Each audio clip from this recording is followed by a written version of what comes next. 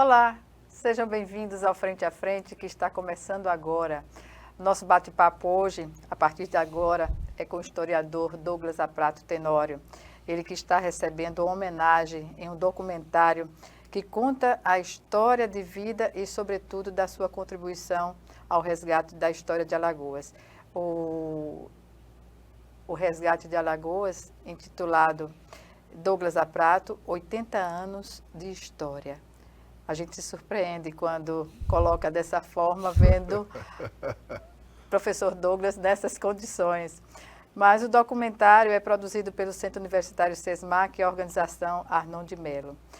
Professor Douglas, é um prazer tê-lo aqui no Frente a Frente e eu inicio esse bate-papo questionando, como o senhor recebe essa homenagem aos 80 anos bem vividos, claro. Minha querida amiga, muito obrigado pela oportunidade de estar aqui mais uma vez. Eu acho que os telespectadores já estão cansando da minha presença aqui.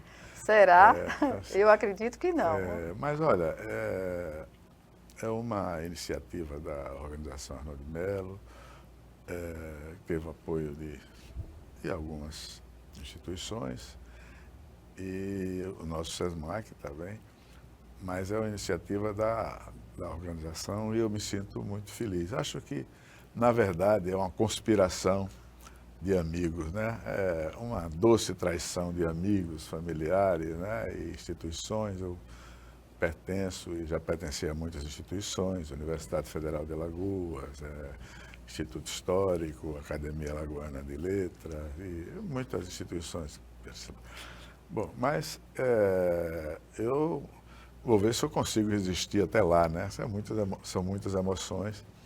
É uma trajetória, eu ainda não sei o todo, né? Os depoimentos, as pessoas me disseram, evidentemente, mas eu sei apenas uma parte. Para não tirar a surpresa do evento. Surpresa do evento. Algumas coisas, fizeram algumas imagens, tudo, minha lá em São Miguel. E cá estou eu para receber essa homenagem, né? Espero estar com o coração forte para essas emoções e ver aquele depoimento, inclusive depoimento de um cunhado que era um irmão meu que morreu e não viu, né? Deu depoimento e não viu, o Luiz Bernardo, casado com a minha irmã Rosa. Então, é a trajetória de um professor que sempre gostou de ser professor, de um historiador que sempre gostou de ser historiador e de um gestor educacional que sempre gostou também de administrar a educação, de trazer inovações e eu acho que eu trouxe algumas coisas de inovação e de coisas, de conquistas para a educação do meu estado, né? Tanto lá no município, onde eu fui diretor técnico pedagógico, era secretário de Educação na época de São Miguel. Não, daqui de Maceió. Aqui mesmo. Foi, daqui de Maceió. São Miguel eu só fui professor do ginásio, né? E nasci lá e adoro a minha terra. Também fui gestor estadual, diretor de Estadual da Educação, chefe de gabinete, secretário adjunto 3 vezes e secretário de Estado. E a Universidade Federal, a minha universidade também, ao lado do SESMAC, onde eu também fui professor, chefe de departamento, coordenador de curso e diretor quando o Radjalma foi fazer o mestrado. Então, essa tríplice atuação que eu tenho de professor, de gestor educacional e de historiador. Como historiador, eu deixei alguns livros. Na verdade, Quantos são 36 livros. 36? 36 livros, né? Então, eu sempre fui um adepto da literatura, da historiografia e fiz com prazer, né? Porque fazer livro é muito trabalho, não se ganha dinheiro, nem pensa nisso, mas a insatisfação que dá sabe, incomum. É plena, não é, professor? É plena. Quando a gente começa, a gente traça e faz o arcabouço do que a gente quer, né? E aí você faz, eu sempre usei algum tempo, fiz 16 calendários para a FAPEAL, calendários que eram um tema de Alagoas, né? E a Carmen Lúcia me ajudou muito em vários deles, né? Carmen Lúcia Dantas. Belos, e então, depois desses calendários, eu fazia um livro, porque era muita pesquisa, era um ano todo trabalhando aqui em Maceió, no interior. E outros livros, que foi minha dissertação de mestrado, minha tese de doutorado, minha tese de pós-doutorado, que chama-se Memorial, né, de pós-doutorado. Então, e muitos outros livros que eu sempre gostei de ler e de fazer livros, né? Então, Pois é, sendo essa um é a ícone da vida. Essa é a educação, vida síntese do octogenário que está sendo homenageado, não sei se por méritos, mas talvez pela idade. não diga isso, professor. Seu mérito é visto por todos que tiveram a oportunidade de não só conviver, mas de acompanhar pelas notícias, jornal, rádio, TV, enfim. Como o senhor começou a despertar para a condição de historiador? Olha, eu sempre gostei de ler, né? Minha mãe gostava de ler, fazia poesia, ela escrevia muito bem. Mamãe era professora primária lá do município de São Miguel. Papai era vendedor de feira, papai era o cara que cuidava de sustentar a família, mas a mamãe ajudava muito, porque a mulher trabalha mais. Mamãe cuidava de casa, aliás, cozinhava muito bem, gostava também de comer muito, mas gostava de cozinhar, mas mamãe gostava de poesia, gostava de literatura, e ela colocou isso. E eu quero dizer a vocês e a você, Gorete, que não só eu comecei a ler jornais, gostava muito de ler jornais, ia para a biblioteca lá da Câmara de Vereadores de São Miguel, ficava louco quando via os jornais, o Jornal de Alagoas, o Diário de Alagoas, era uma briga muito grande naquela época, era uma coisa muito emocionante, né? Diário de Alagoas, o Muniz, os adversários, os denistas e tal. Isso se refletia também lá em São Miguel. Eu gostava de ler porque era um momento muito interessante da história de Alagoas. E gostava também de ler os livros lá da biblioteca, né? Dom Casmurro, Machado de Assis, de Eça de Queiroz e tal, aquilo que tinha lá. E ao mesmo tempo também quando ainda não estava nessa fase, de revista em quadrinhos, né? Não é só o Enio Lins que gosta de revista em quadrinhos, não. Eu também comecei e a gente trocava, eu gostava muito de ir à porta do cinema. Qual era o seu personagem predileto?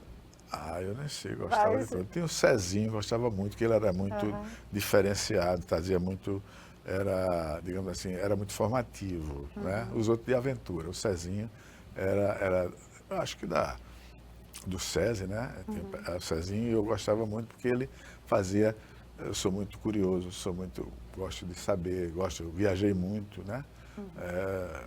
Pelo mundo inteiro, como o Heródoto gostava de viajar, ele descobriu a história com uma viagem que fez ao Egito, ao Irã, a Pérsia Antiga, etc.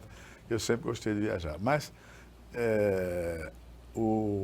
as revistas em quadrinho, foram importantes. O Enio é um aficionado, já fez lá, e vou fazer de novo lá, outras promoções, porque é interessante. Bom, mas eu terminei o ginásio lá em São Miguel, fui um menino de Campina, gostava de pegar guguri, araçá, manga, caju, saía lá pro rio pescar, papai saía também. Viveu a infância. Vivi intensamente, jogava futebol, levei umas boas sovas, porque eu deixava de estudar, ia jogar futebol, tomar banho de rio, né?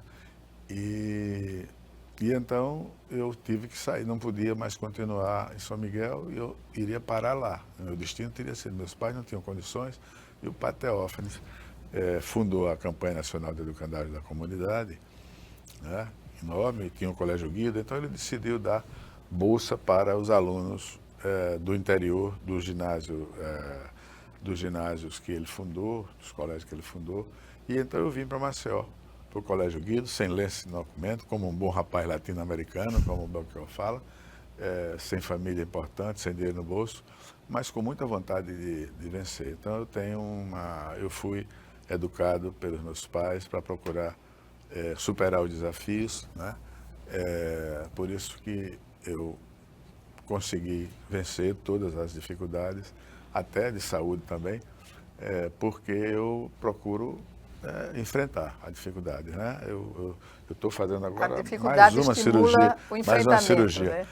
né? porque dizem, né, que a dificuldade fortalece o homem e as facilidades enfraquecem o homem. E é verdade, né?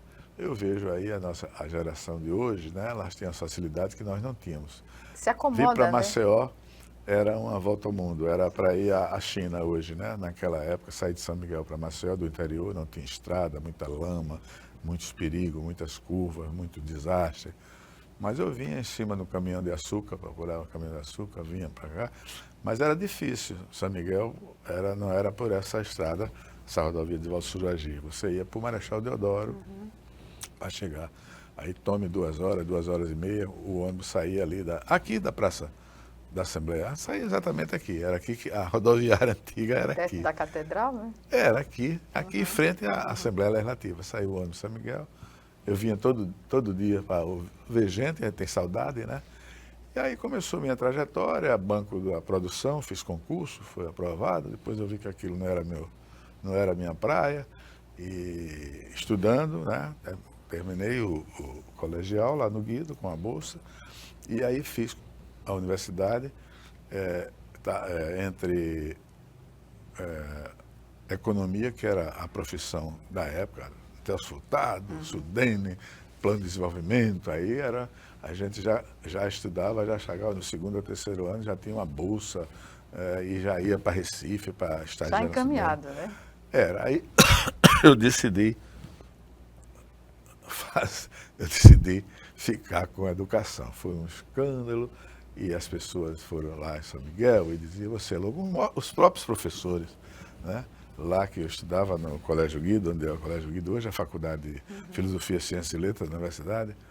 E aí os professores diziam, você é doido, vai deixar a economia, que é uma profissão do futuro e tal. E isso, aí papai chamou, disse, meu filho, você vai realmente deixar a economia e vai fazer, Eu digo, papai, eu quero fazer isso, né? Aí, você Tinha um é apoio? louco. Aí Uma a mamãe vez. disse, Tonzinho, meu pai chamava-se Dom Tom, Tonzinho, deixe o menino escolher a carreira dele. Ele tem que ser feliz, ele tem que estar feliz no que ele faz. Aí meu pai disse, Nisa, minha mãe era Nisa, né? Você tem razão, deixa ele fazer. Eu fiz, e aí é uma mensagem que eu deixo para todos os meus filhos, meus netos, conhecidos, a gente tem que fazer as coisas com amor, o que gosta. E o que né? gosta. Escolher exatamente. o que você gosta, o que você ama e fazer com paixão até os últimos dias. Fazer sempre, procurar sempre o melhor. Eu fiz muito seminário, fiz muito curso, né? Fiz mestrado, fiz doutorado, fiz pós-doutorado. Então, sempre fui Cada bem sucedido. momento desse, uma experiência Tem uma diferente. experiência. Né? Então, sempre fui bem, acredito, fui um professor razoável, um gestor educacional também razoável, né? Um historiador razoável. Então, procurei sempre fazer. Continua como gestor. Continuo fazendo. Já hoje trabalhei a manhã toda lá e estou aqui, né? Amanhã também, todos os dias, e gosto. Cada dia é um novo desafio. Então, eu faço e eu acho que, tanto no lugar que eu pensei, no município, no estado, na universidade e no SESMAC, eu sempre procurei dar o melhor de mim, fazer o melhor, sempre procurar inovar, nunca estar assim... preso, né? Estar engessado, não, eu fiz, está muito bem, nada, eu quero mais, eu procuro mais. Agora eu estou... investindo na tecnologia, vendo o que tem de... Eu procuro fazer sempre coisa nova, porque a ciência, a educação, ela não para. Quem está na educação, eu sempre digo aos meus alunos lá no SESMAC, né? A gente vai... Olha, não se satisfaçam com o curso que vocês terminaram. Parabéns, vocês são vitoriosos, muita gente teve essa oportunidade, mas vocês procurem avançar, fazer uma pós-graduação lá do Senso, estrito senso, um mestrado, um doutorado. Procure fazer sempre o melhor, porque a ciência não tem limites, né? A educação não tem limites. Você tem, cada dia, ler mais. Pois bem. Professor Douglas, vamos chamar agora o nosso primeiro intervalo. É só um minutinho e a gente vai estar de volta. Até já.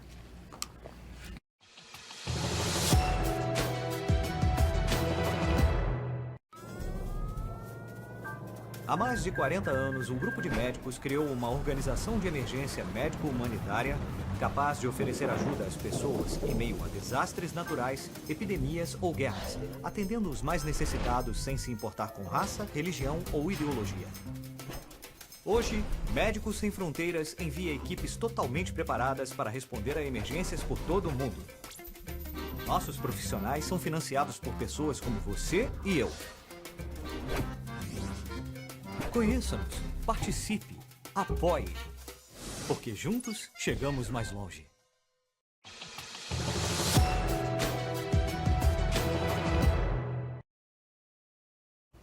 De volta com Frente a Frente, que hoje recebe o historiador Douglas Aprato Tenório, ele que está recebendo uma homenagem em forma de documentário intitulado Douglas Aprato, 80 anos de história. E dentro desse conceito de história, eu perguntaria ao professor Douglas, em várias áreas, né, como social, econômico, política, educacional e cultural, o que ele destacaria inicialmente na sua contribuição e da sua vivência na educação? Bom, veja, na educação, eu fiz educação desde... eu fui formado em educação, né? Fui formado em história.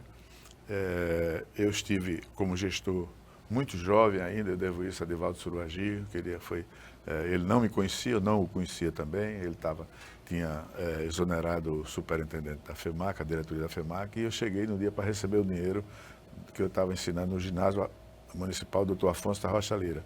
Cheguei para receber o dinheiro que estava 3 meses atrasado, quando eu estava lá, o chefe de gabinete dele, Dorinha, estava lá em cima, fumando charuto, e aí ele disse, rapaz, como é o nome do senhor? Eu disse, Douglas Aprato Tenório, qual é o nome do processo?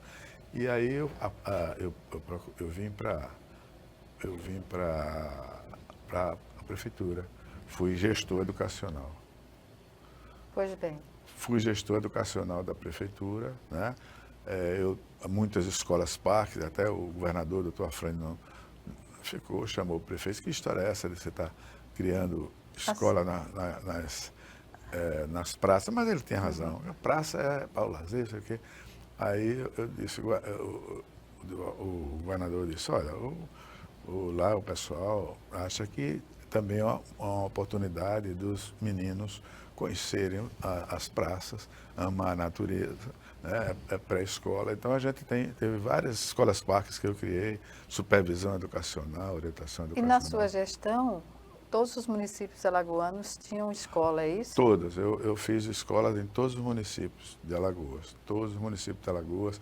A gente tinha o centro de treinamento lá, que não fui eu que fiz, mas já eu dei muita amplitude, o Zé Medeiros e o antecessor dele, né, o centro de treinamento magistério. A gente trazia os professores aqui para treinar nas férias, e os daqui iam para o interior, faziam um revezamento. E deixei a TV educativa, a rádio educativa, né? E deixei em cada município uma escola, né? Reduzimos o analfabetismo na época. No âmbito cultural, o que destacar, professor? Eu gosto. Educação e cultura são irmãos siameses, né? Exatamente. Então, você não gosta de educação, mas não gosta de cultura. Se você gosta de educação, gosta de cultura, né? Se gosta de cultura, gosta de educação. Está umbilicalmente ligado. Então, na cultura, eu reeditei vários livros lá na Secretaria da Educação, porque eu imaginava que tinha que ter uma coleção alagoana, né, dos livros principais, Craveiro Costa, Moreno Brandão, na Secretaria. Então, eu também fiz aí ainda algumas casas de cultura, né? Porto Calvo, Atalaia. Atalaia acabou, né? Ninguém tem mais. São Miguel dos Campos, que é excelente, de São Miguel. O pessoal da minha terra cuida muito bem, eu fico muito orgulhoso de ver. Quer dizer, é uma casa viva, porque aí está cheio de alunos o dia todo lá, aprendendo desenho, aprendendo pintura, aprendendo teatro, é uma maravilha, né? E o prefeito atual, ele faz um trabalho extraordinário, o atual mandatário, né? Mas ela vem já tem quantos anos, meu Deus? São 40 ou 50 anos já. Então, é uma das obras que eu me orgulho. A parte de cultura também eu me dediquei muito na universidade, né? A gente fez comemorações dos 100 anos de República, eu sempre fui muito... E eu fui chamado para a FEMAC, porque eu já estava trabalhando com Edmilson Pontes, eu e Zé Márcio à tarde e eu vice-diretor. Então a gente conseguiu fazer e o Divaldo soube, no dia de crise, que eu fui receber dinheiro e eu, um menino latino-americano sem dinheiro no bolso, sem dinheiro, passou a ser diretor da Fundação Educacional. Né? Vindo do interior, São Miguel. Professor, dentre essas questões que a gente está levantando aqui, o que dizer do que foi historiado, né, durante esse tempo, da sua vivência, da sua troca de experiência, no plano social e econômico do estado de Alagoas? Olha, cada época tem seu Zeitgeist, como dizem os alemães, né? Seu espírito do tempo, né? Eu acredito, hoje nós temos muitas coisas que foram conquistadas e temos também coisas que ainda não foram resolvidas. Nós temos dentro da República, olha, a desigualdade social muito grande, né? A falta de muitas coisas importantes, né, para a civilidade, né, para o republicanismo, porque a república é isso, né? A república é res pública, coisa pública para tudo. Então ainda falta muita coisa. Mas eu quero dizer a você também, Gorete, que eu escrevi essas dezenas de livros e todos são como filho. Alguém, qual foi o livro que você mais gostou? Olha, eu gosto de todos, né? Mas como é que eu posso? Eu fiz até para os meus netos, para os netos dos outros, eu fiz cadernos de pintura, né? Revista em quadrinho, Maceió em quadrinho, Alagoas em quadrinho, né? Porque são facetas. Mas eu tenho certeza que a metamorfose das oligarquias, embora a tragédia do populismo foi a mais... eloquente. É eloquente, né? Porque ela exatamente mostra a quebra de paradigmas, né? Mas eu gosto muito da metamorfose, porque ela é como leopardo, né? Lá da Itália, né? Ela exatamente mostra a transformação de Alagoas, que o populismo, a gente coloca isso, a gente passou a ter uma população urbana, uma população urbana igual à rural, mas a da metamorfose é quando os monarquistas assim fervorosos passaram, na sua grande maioria, a ser republicanos de carteirinha, né? Nada como a fazer tudo, como diz o Leopardo, a síntese do Leopardo tudo precisa, é preciso mudar para que tudo continue como está. Entendi. Professor, na história de Alagoas no âmbito político, o que destacar nesse contexto que o senhor colocou há pouco?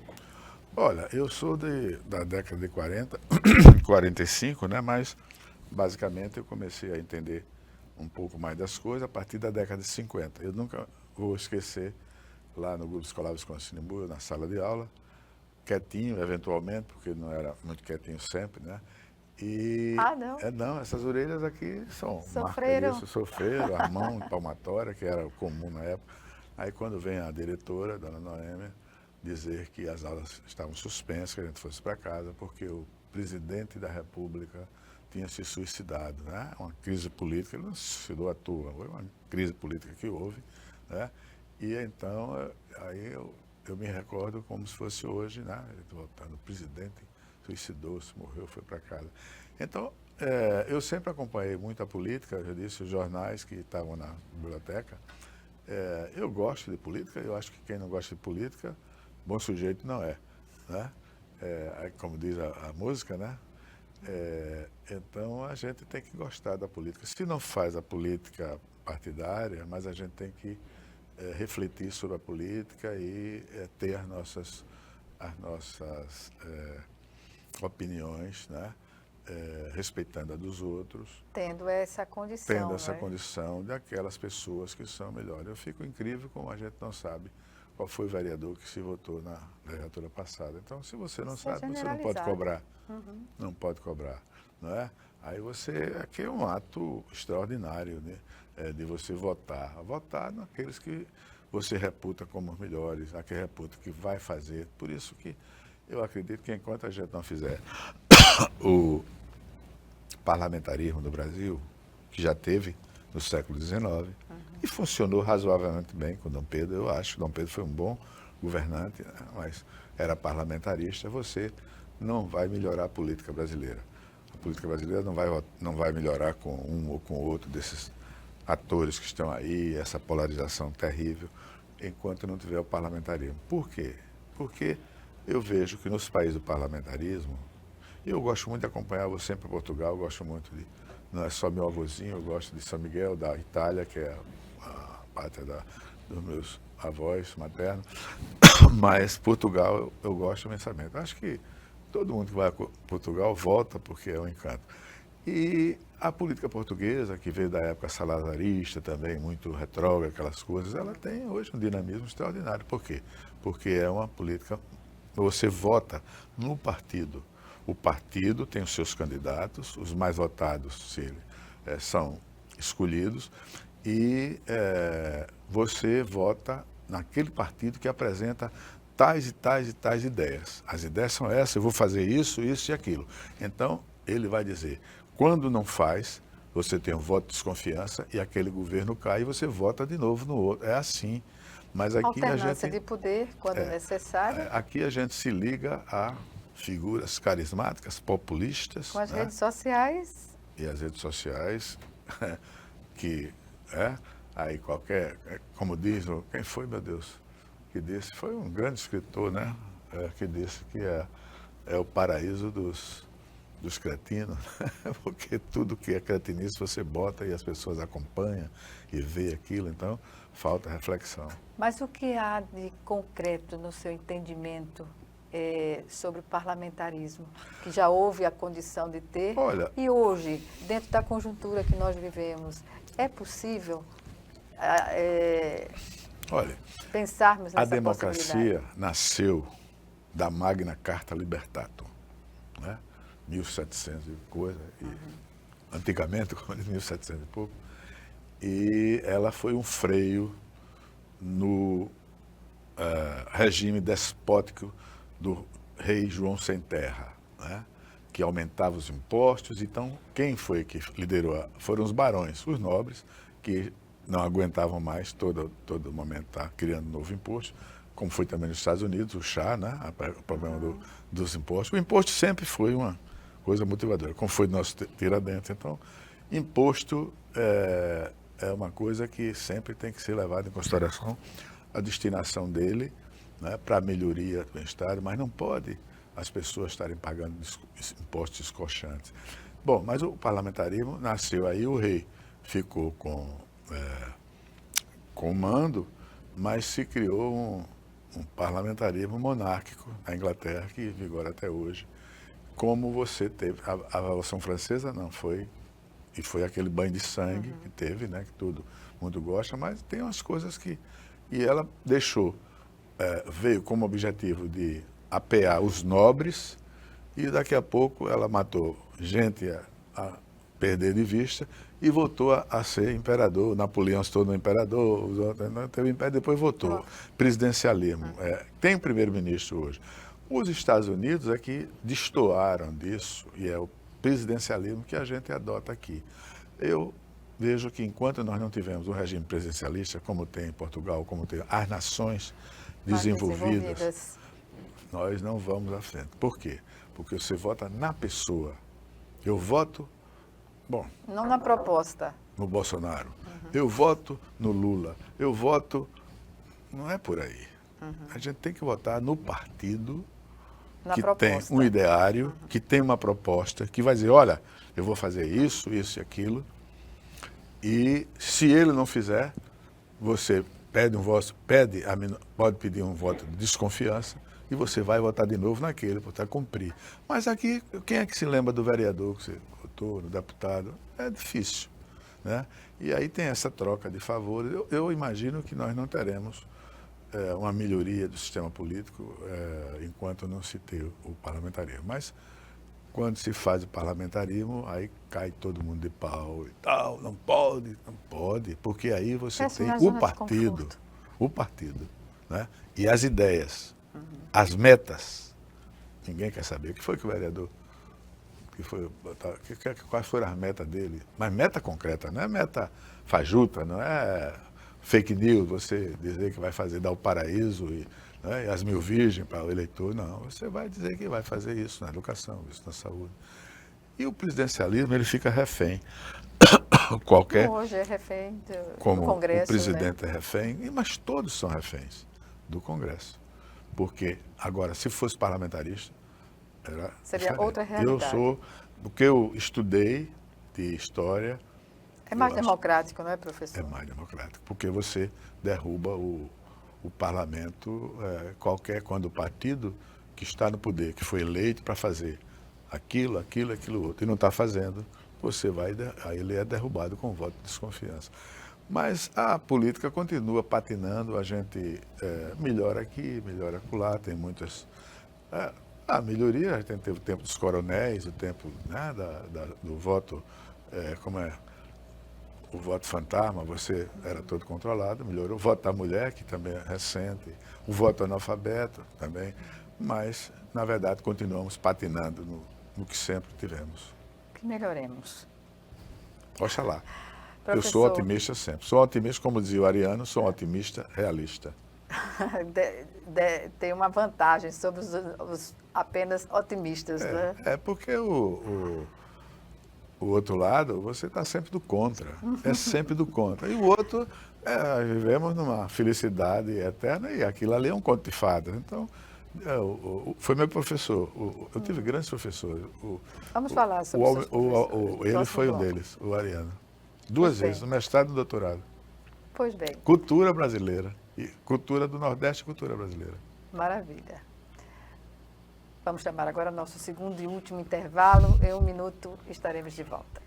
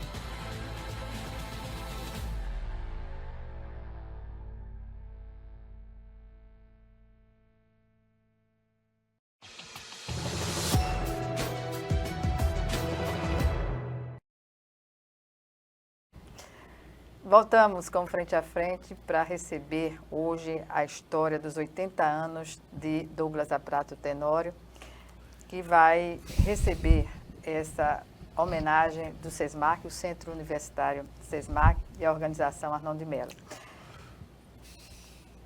Professor, de tudo que nós já conversamos aqui no programa, o que mais representou de importância nos seus 80 anos de vida social, política, econômica também, porque o seu trabalho corre nessa linha?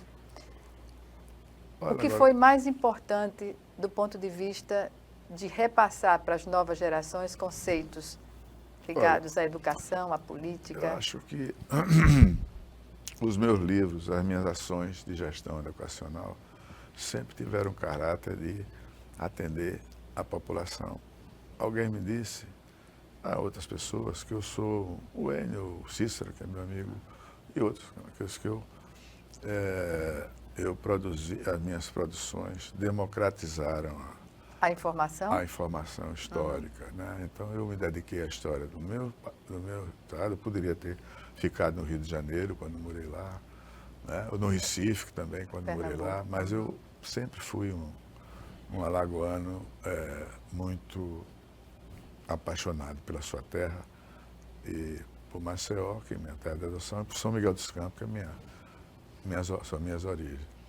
Mas eu diria que o mais importante é de fazer sempre o melhor para fazer essa democratização da educação e da cultura, né? Então, na cultura, eu comecei a fazer aqui os fascículos, né? Foi uma coisa que eu comecei com os fascículos. Eu fiz aqui da Assembleia também, memória narrativa, né? Fiz memória cultural. Lindo material, por sinal. Memória bem cultural, elaborado. Memória cultural, memória educacional. Eu fiz vários a isso aqui. E também, depois, a organização Arnaldo de Mello me contratou para fazer alguns trabalhos junto com a Carmen Lúcia. Nós fizemos uma série de trabalhos.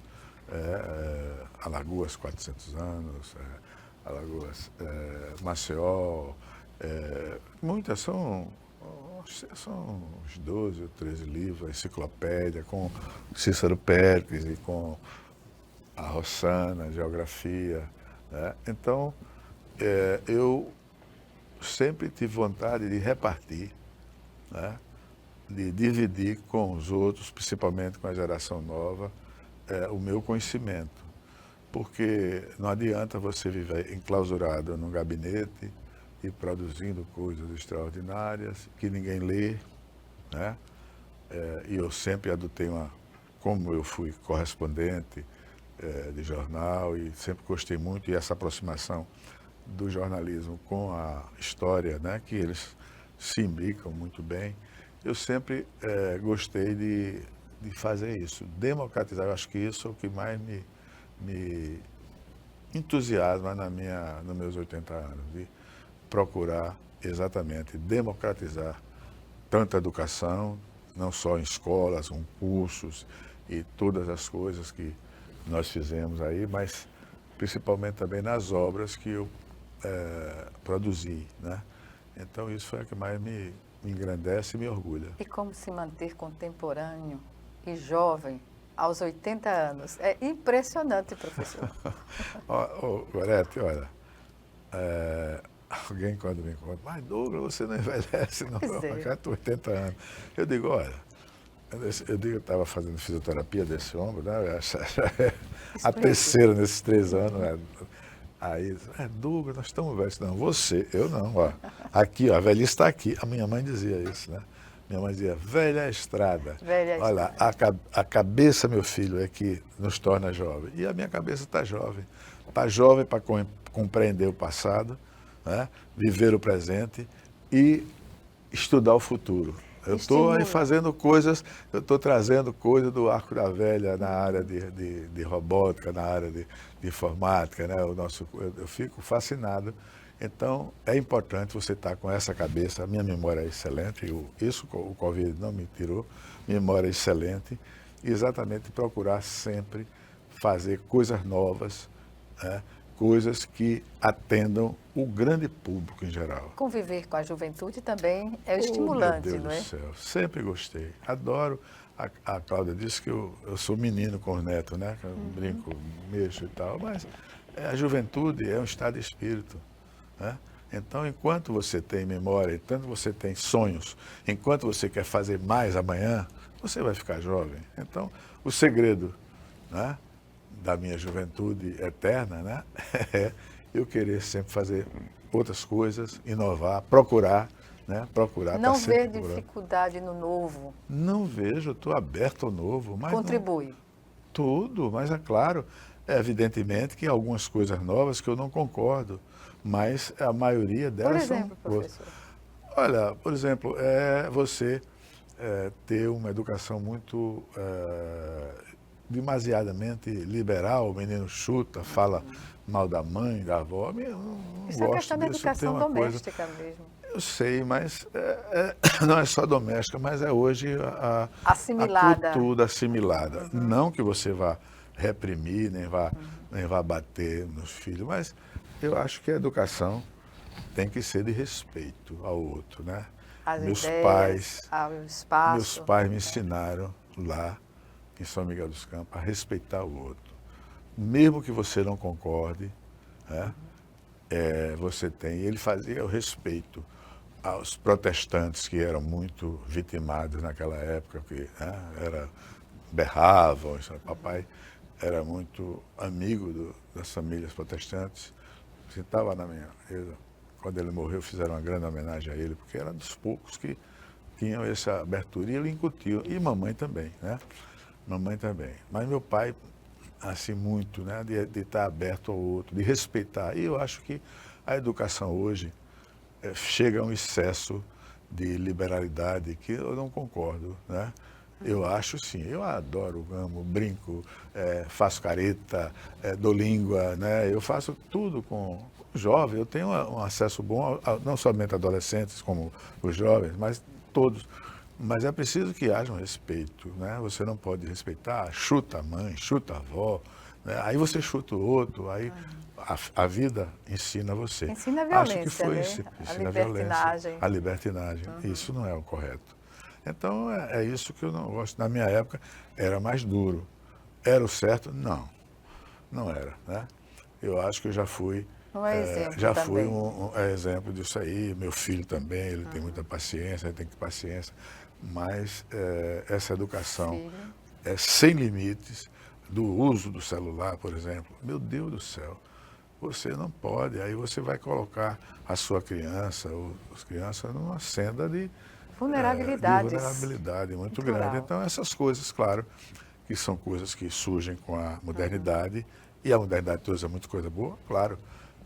A internet é maravilhosa, a gente está sabendo aqui. Mas é um perigo tudo. também dentro de casa quando não tem o acompanhamento. Sim, o acompanhamento, devido dos sim, adultos. como a gente tinha antigamente. E talvez com mais severidade, talvez não fosse necessário, né? Tanta severidade. Mas, de qualquer forma, eu não tenho trauma nenhum do que meus pais me ensinaram, de me reprimirem algumas coisas, né? Eu só lembro do amor que eles tinham por mim. Eu só lembro de meu pai me colocando aqui no ombro, me levando para o futebol, me levando para pescar com ele, me levando para tudo, né? Para as feiras, para a festa, para o banho de bica, a mamãe com o irmão me levando lá para a escola. Então, muito amor. Então, se tem amor, não precisa você ser cruel. Pode ser firme a crueldade, sem gritar, né, professor? Não, a crueldade é outra coisa. Pois é. Você faz crueldade, é outra coisa. Abusivamente. É abuso, mas é isso. Eu acho que, do que eu passei, mas acho que as coisas hoje tem coisas muito boas, né? Talvez bem melhores do que da minha época. Bem melhores. Certamente. Certamente. É uma questão da evolução mesmo, natural. Exato. Só não pode, como o senhor falou, abusar. Não. Né, abusar, você bater, a crueldade, né? Isso não ensina nada a ninguém. Não, e a criança fica revoltada. Certo? Exatamente. Porque meu pai dizia, olha, você vai ficar de castigo porque você fez isso, isso e isso. E tem um tempo, Você está vendo que a gente se esforça aqui, nós somos pobres, nós temos dificuldade, então não é correto que você vá tomar banho de rio na hora da sua aula. Nós estamos pagando, tirando, ele dizia, tirando isso é a realidade, e você está errado, você está vendo, então vai ficar de castigo. E às vezes até me deu umas sovas quando passava do limite. Mas eu nunca lembro disso. Eu só lembro de meu pai, o amor e o carinho que eles tinham comigo. Pois é. Então foi tudo na medida certa. Na medida certa. Professor, para a gente encerrar essa conversa, infelizmente, como o senhor vai receber essa homenagem? Olha, vou receber com muita emoção, né? Eu sou muito emotivo, já estou antevendo aí, não quero chorar, né? Porque fica feio, tem que ter a compostura de receber, mas eu não sei como é que vou receber essa homenagem tão carinhosa, né? Dos amigos, das pessoas da sociedade, né? Pelos meus 80 anos. Acho que me esforcei para ser um bom professor, um bom educador, né? Um bom historiador, ou razoável, não tem gente melhor do que eu não tenho problema nenhum com relação a isso, mas eu fiz o possível para exercer o meu papel em todas as áreas que eu atuei, fazer o melhor, dar o melhor possível de mim, dar com amor, como Fernando Pessoa, né? fazem, né, tudo que fizerem, façam de forma plena, de forma total. E eu vou fazer isso. Até nos meus 3 casamentos, fiz todo total. Pois bem.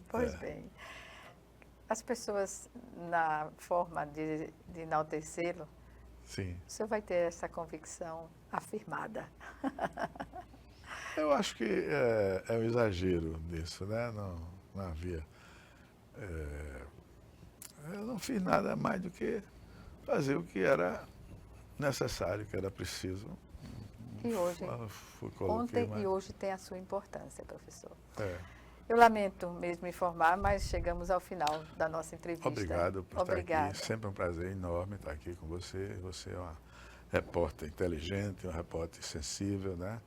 É uma pessoa que vale a pena a gente estar entrevistado ou estar com você, com Pedro, que é um querido também como você. E vocês, é bom que vocês estão juntos, né? É muito bom. Eu sempre fico muito feliz de estar junto Obrigada. com vocês. Né? Obrigada. É recíproco o sentimento que eu tenho E tenho agora. muito amor por essa TV, que eu acho um instrumento público extraordinário. É um capital político, Capital político. muito importante. E então o Poder Legislativo, o Presidente da Assembleia, faz muito bem em apoiar, que realmente vale a pena. É um ato de cidadania da Assembleia e um ato de cidadania para o povo alagoano, essa TV. Obrigada, professor. Eu E deixei até... uma TV também, viu? Como? A educativa, a TV Exatamente, e a rádio. exatamente. Continua muito bem. Eu gosto de Coordenada. ouvir, gosto de ouvir. E como gosto de assistir também vocês. Obrigada. Obrigado Até a vocês. uma próxima oportunidade. Au revoir. Obrigada a você também que nos assistiu e até o nosso próximo encontro. Aqui, frente a frente, também com você.